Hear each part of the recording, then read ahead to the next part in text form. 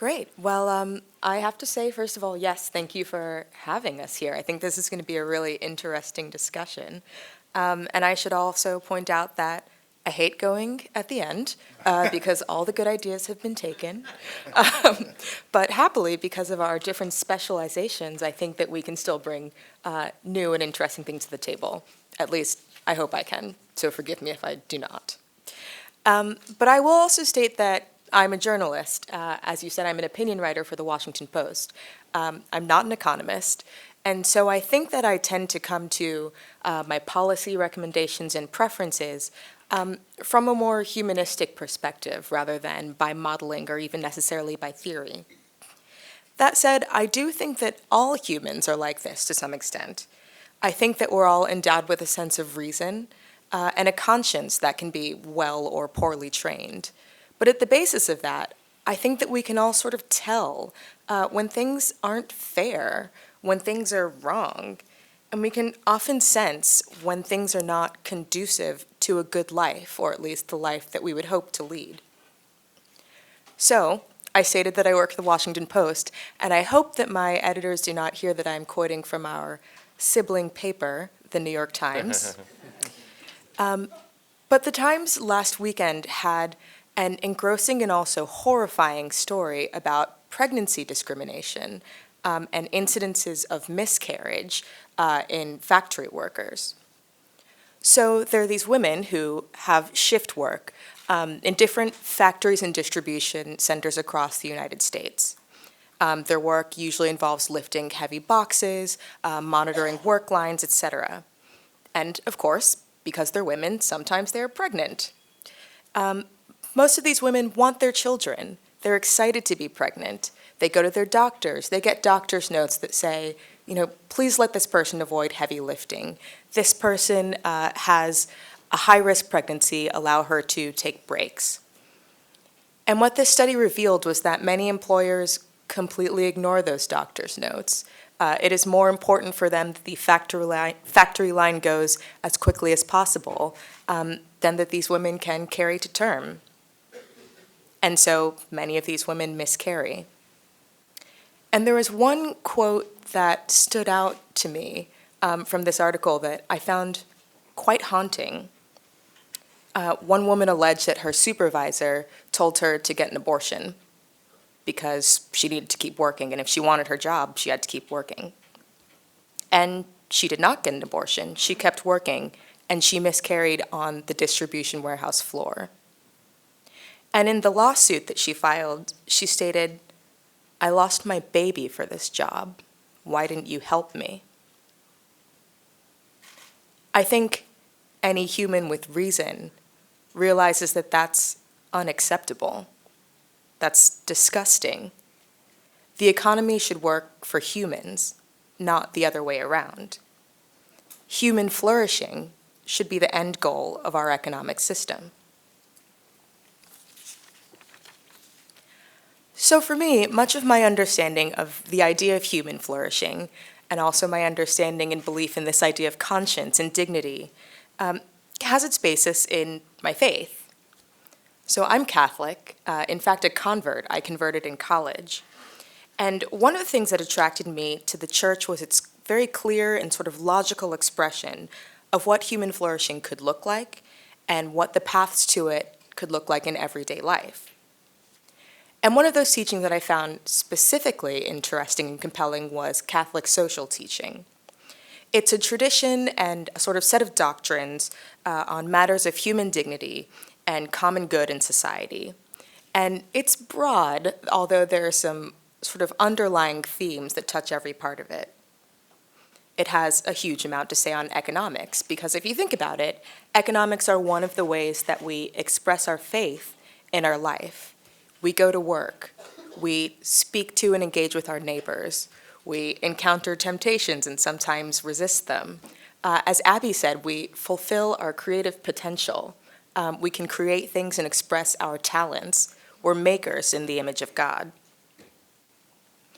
But Catholic social teaching has some, I think, limits on what we can trust to the economy, what we can trust to theory, and what we should use to guide our decision-making. So there are four of them that I think are very useful and that I keep in mind when trying to evaluate policy decisions or thinking about policies that might be put into place. One is that the needs of the poor take precedence over the desires of the rich. Another is that the rights of workers are more important than the maximization of profit. Another is that the preservation of the environment should be more important than uncontrolled industrial expansion. And another is that production for social needs is more important than production for the military. And I think these are things that, again, if we think about them as humans with reason, with an understanding of what we want a good life to be, they make sense. The question is whether we can follow them and whether we can convince others to. But every economic decision I try to make, and I think that our society tries to make, both in the state and also in individual companies and our individual investments, should be judged in light of whether it protects and preserves or whether it undermines this human dignity and human flourishing that should be our end goal. So one of our questions for our prepared remarks were, what are some economic policies that might actually do that? I tend to think and write about big ideas, policies that have been put in place or haven't been put in place, or just like things that I like and think are kind of exciting. That is one of the main benefits of my work, actually. So I can start, I think, from a very macro level and just give three examples that I think are probably worth discussing, and perhaps we'll get to them on this panel. So at the state level, the 2008 financial crisis really gave us a close look at what we choose to subsidize and what effect it has on everyday people. How much should we invest in our financial markets? How much should we trust to regulation? How much leeway should we give creditors? And how much should we allow companies to bet against individuals? That's a question of discernment, but it's one that we need to answer. On a sort of more personal level, the family level, maternity and paternity leave, childcare, welfare. Some might say that the economy cannot sustain some of these policies, that the markets have told us what companies can handle. But again, the markets aren't human. We are. And if we want a society that allows for families, that allows for community, that allows for solidarity, we'll have to put some of these policies in place. And then there are even small decisions, and this is one that I've been toying about with in my thoughts for a while, the idea of blue laws. The laws that say, that you can't sell alcohol on a Sunday, or that businesses should be closed on Sundays. And one of the interesting things I've noticed, I lived in Europe for a few short stints, is that those laws are actually far more popular in a secularized Western Europe than they are in the United States. And I found this incredibly confusing, actually, when I first lived in Switzerland. I would go out on a Sunday because I wanted to buy candy, because I eat a lot of candy, and everything would be closed. It was incredibly confusing. And I asked a Swiss friend why this was so, and he said, well, you're supposed to spend time with your family? As though that was something I should know? Like, family, what? But the markets, but the stores, but I need to buy things, but I need to participate. I don't, really.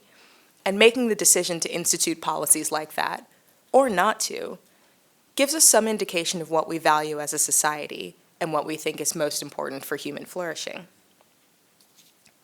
But yes, as I said, the most common pushback to some of these more expansive or even theoretical policies is that the economy can't handle it, or that, we have a free market. We have the invisible hand that sort of shows us what people desire.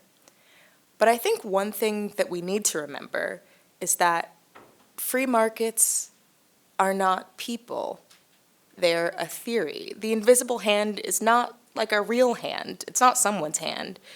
This is an economic idea.